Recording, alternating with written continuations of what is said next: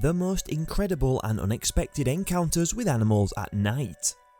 A close encounter with nature is the fastest way to put someone in their place. The sound you hear in your head will be the same whether you are swimming next to a 7-meter mink whale, hiding in the bushes within striking distance of a strong silverback gorilla, or tracking the progress of a heavily muscled polar bear stalking across the ice. The sound of Homo sapiens' sense of superiority seriously crumbling. Hello everyone and welcome back to Unveiling Wild. Don't forget to subscribe to our channel for the latest updates on wildlife and their habitat. With that being said, let's get started. A truly wild animal is an extraordinary experience when you can get near it and observe its whiskers moving, smell its fur and lock eyes with it. Observing a wild animal up close, taking note of its moods, sense of play and, in certain cases, predatory tendencies makes you feel much more in touch with your inner animal. Just as meeting people from different cultures and learning about their differences and commonalities makes you feel more human. So why do such encounters occur? Do these encounters always prove to be dangerous to people? And how are people responsible for it? Wildlife encounters serve as a reminder that nature also shaped humans in a world where so many of our experiences are determined by how humans have changed the natural world. Some individuals find it thrilling to interact with wolf packs and lion prides, two of nature's top predators. However, there are many kinder encounters available for people who shy away from nature's more ferocious side, including many of those included in the Australian Wildlife Collection. You can choose from both types of remarkable animal encounters in our collection, which was chosen by some of Traveller's best authors. Canada's Johnstone Street Kayaking with Orcas from Andrew Bain. The dorsal fin towers over his head as he sits in his kayak. Salmon popped out of the water like popcorn in the sea ahead, occasionally clattering down into the kayak. He was not here to see these fish though. Behind him, an orca that has just resurfaced just a few meters from the kayak is the deadly hunter. He was canoeing in Johnstone Strait, a confined passageway that divides Vancouver Island's northern tip from the Canadian mainland.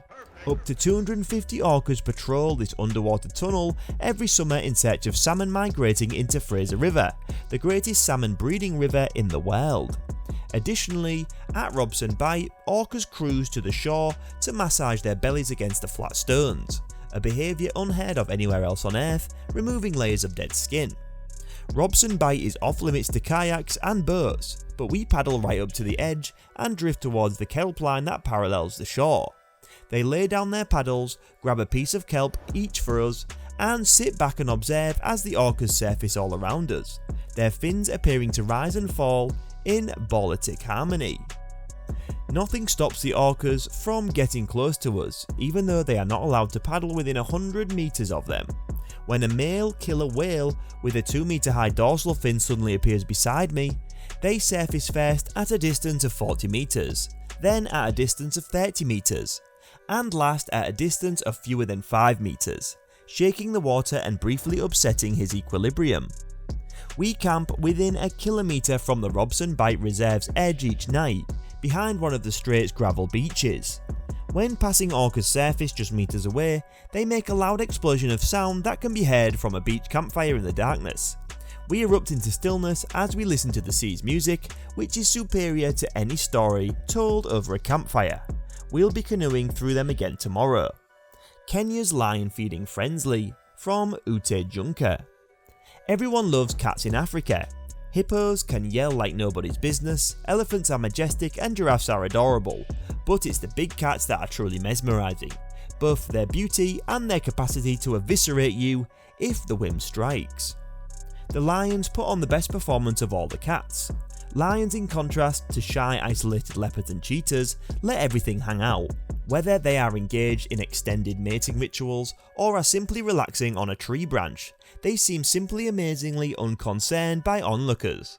Of course, feeding time is the most exciting time to see a lion, and since they feast for several days after a slaughter, many safari tourists get the opportunity to interrupt a meal.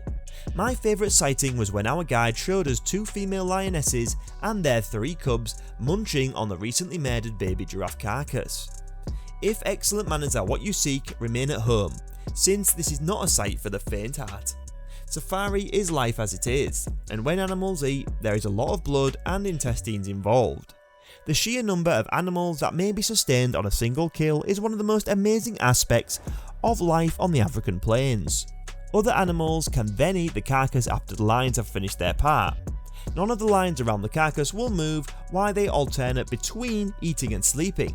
But a few meters away, a hungry horde excitedly arranges itself, its members fighting over who gets priority.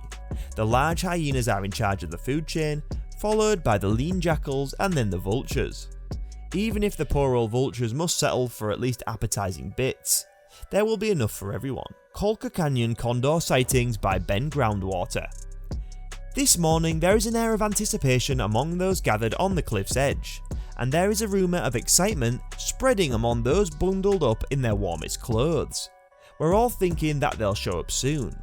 A few individuals have gathered at the designated Cruz del Condor viewing area to get a better perspective. Others have climbed up to the rocks next to the gaping pit below us.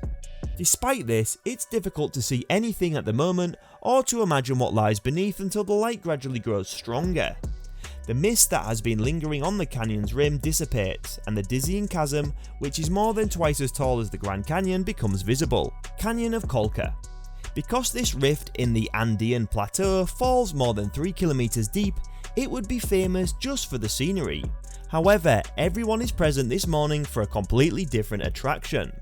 The temperature is rising as we peer into the canyon's depths, searching the area below as we feel warm air being sucked out of the canyon. Suddenly condors appear out of nowhere. Huge condors with charcoal black feathers and naked heads could be seen in this close image emerging from the fog. They fly barely above our heads, dancing silently on the currents, their 3-meter wide wingspan catching the updrafts.